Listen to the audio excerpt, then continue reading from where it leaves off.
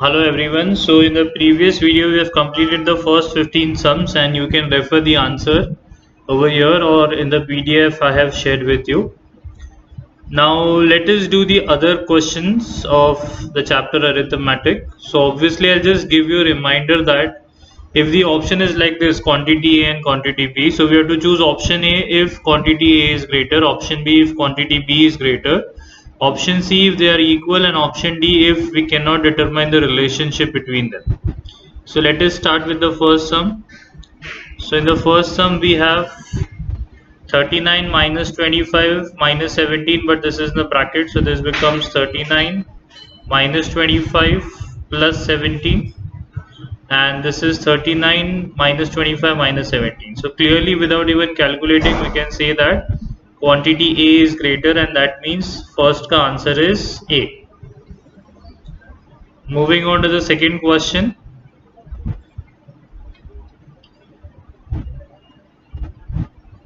So this is very basic, all these questions like 14 minus 3 into bracket 4 minus 6. So I'll just still explain this. 4 minus 6 is minus 2, and when 3 is multiplied by minus 2 we get minus 6, and 14 minus minus 6 would be 20, whereas here we have 4 into minus 3 which is minus 12, into 2 which is minus 24, and into minus 1 which would be 24. So on the second part, the quantity B is coming out to be 24, and that means second ka option is B option. Quantity B is greater than quantity A. Here we use BODMAS, so brackets open, division, multiplication, addition, subtraction. But remember in BODMAS, if multiplication and division are together, we go from left to right. Alright, so left to right, minus 5 into 1 is minus 5, divide by 5 is minus 1, and minus 6 into 1 is minus 6, divide by 6 is minus 1. So for third we can say that the answer is option C, both are equal. For first the answer was A, second the answer was B. Moving on to the next question, which is question number 4. So in the question number 4 they are asking the value for this, so we solve this bracket first. So we get 2 minus 1 is 1, and then we get 3 minus 1 which is 2. So overall the answer for this is 2, and 4 minus 2 is 2, so overall answer is 2, and 5 minus 2 is 3. So the answer is 3. I am just solving bracket by bracket. 2 minus 1 is 1, 3 minus 1 is 2, 4 minus 2 is 2, and 5 minus 2 is 3. Second question, minus 2 the whole square. Whenever there is a negative number and an even power, the answer is positive. Whereas whenever there is a 2 raised to 3, so it becomes 8. But there is a negative sign, so minus 8 upon 2, which would be minus 4. So in this case, quantity B is greater, and so the answer for question number 5 is B. So let us check the answers for 1, 2, 3, 4, 5. So A, B, C, 3 and B.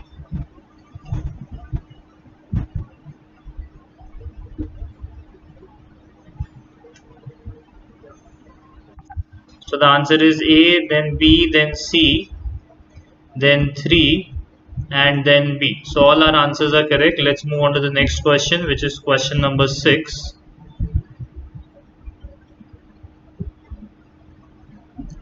So let me just clear all these things. So this is 5 cube minus 5 square, which is 5 cube is 125 and 5 square is 25. So 125 minus 25 is 100. Clearly quantity A is greater than quantity B. Seventh question, we have minus 10 minus minus 3 square. So this will become minus 10 minus, and now minus 3 square is 9 plus 9. Okay, but this is a negative sign, and the answer is minus 19. So we are left with minus 19, and in the second part we have minus 10 plus minus 3 the whole square, which should be minus and this also would be 10 plus 9, which is 19, and this answer is also minus 19. So the option is C, both are equal, whereas here the option is A, quantity A is greater.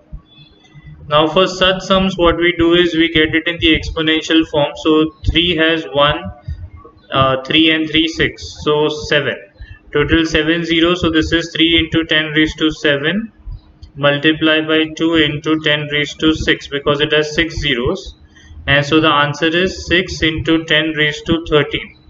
So 3 into 2 becomes 6, and 10 raised to 7 into 10 raised to 6, using indices ka logic, it is a raised to m plus n.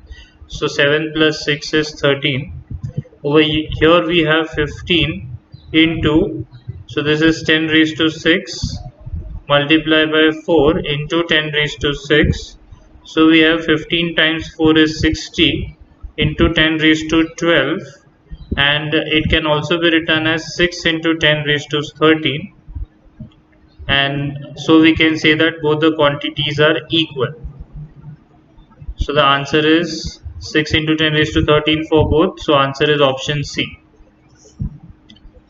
Now if you check out the 9 sum, now what is the sum of the numbers in the grid below?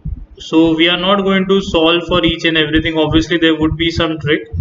So clearly these are all the negative numbers and these are all the positive numbers with magnitude same. So I can just cancel them out directly, and then the same for this as well as this, because negative and positive numbers will cancel out. And if you see, this is 3 plus 4 7, this is 14, this is 21. So I'm just adding the two numbers in row, which is 28, here is 35, and here is 42. And I can literally add this, or I can still use another concept where this would be like 7 into 1, 7 into 2, plus 7 into 3, 7 into 4, 7 into 5, and 7 into 6. So I have to add all these things, right? So in everything 7 is common, and I'll get 1 plus 2. No, I guess the best way to do is 7 into 1 plus 7 into 2. Oh, I can't. Yeah, I am getting this common. Yeah, this is correct. So this would be till 6. So this would be 7 into 11, 15, 18, 20, and 21. And I guess the answer directly is 7 into 20 is 140 and 147 without actually adding anything. This is a very basic. So this is, after cutting this, we were left with this, which was 7, 14, and so on. And I could directly write it as 7 into 1, 7 into 2, and then since I have to add all of them and 7 is common for all, I'll just take the 7 outside. So it would be 1 plus 2 plus 3 plus 4 plus 5 plus 6. So the answer is this. So the answer for the 9th sum is 147, and I hope I've explained you this and this is clear to you. Moving on to the next question, question number 10. So the question, just read the question, pause the video, and you can read the question. And you'll observe that the question is something like this, that she is getting paid for every 2 weeks, and total she works for 10 weeks. In the first week she receives $160, and in the second week she receives $1 plus an additional amount equal to sum of all the payments she had received in the previous week. So this is for the first and the second week. Now for the third and the fourth week, she is going to get $1 plus 160, which she received in the previous week, becomes 161. For the fifth and the sixth week, she will be receiving $1 plus the amount she received in the previous weeks. So that would be 161 plus 160 is 321, which is 322. For the 7th and the 8th week, she will receive $1 plus 160 plus 161 plus 322, which is nothing but 643. So this becomes $644. And for the last 2 weeks, she will receive $1 plus the entire amount. So it's nothing but 1287.